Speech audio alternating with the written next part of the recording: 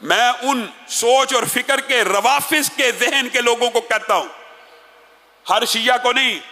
جو شیعہ صحابہ کو برا بلا نہیں کہتا اس کو نہیں کہتا، لیکن جو کہتا وہ رافضی ہے، اور میں ان سے مخاطب ہوں۔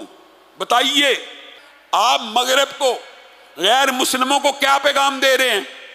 ہمارا نبی بڑا اعلیٰ ہے، بے شک کوئی شک نہیں، میں اور آپ مل کے یہ پیغام دیتے ہیں، بڑا اعلیٰ ہے، بڑا عرف ہے، صادق ہے، امین ہے، اس سے زیادہ بلند اخلاق والا کوئی نہیں، اس سے زیادہ حیادار کوئی نہیں، پرہیزگار کوئی نہیں، متقی کوئی نہیں، صالح کوئی نہیں، اچھا ہے، اچھا ہے، اچھا ہے۔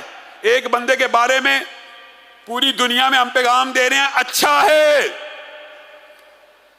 اور آپ ایسے بدبخت ہیں، آپ کھڑے ہوتے ہیں، آپ کہتے ہیں خود تو اچھا ہے لیکن اس کی ساری بیویاں بری ہیں، امی عائشہ بھی، امی حفصہ بھی، ام حبیبہ بھی، معاذ اللہ۔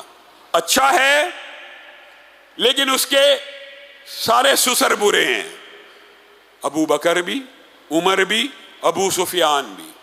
اچھا ہے لیکن اس کا جو دماد عثمان ہے وہ بھی برا ہے، معاذ اللہ۔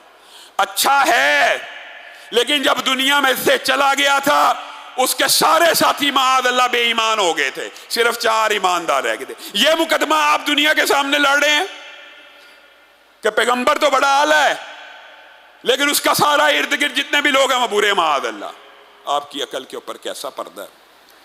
آئیے آج اگر یہ ناموس صحابہ بل پاس ہو گیا تو آپ کو سب سے پہلے ہماری تائید کرنی چاہیے تھی کہ آج کے بعد حسن و حسین کی، سیدنا علی کی گستاخی کی سزا 10 سال ہو چکی ہے، اور اللہ کے بندو جس نے کرنی نہیں، میں اہل سنت کے نمائندے کے طور پہ کہہ رہا ہوں، جس نے کرنی نہیں میری طرف سے اس کی سزائے موت بھی رکھ دی جائے، مجھے کوئی اعتراض نہیں ہے۔ کیا آپ کو اس بات کے اوپر کوئی اعتراض ہے؟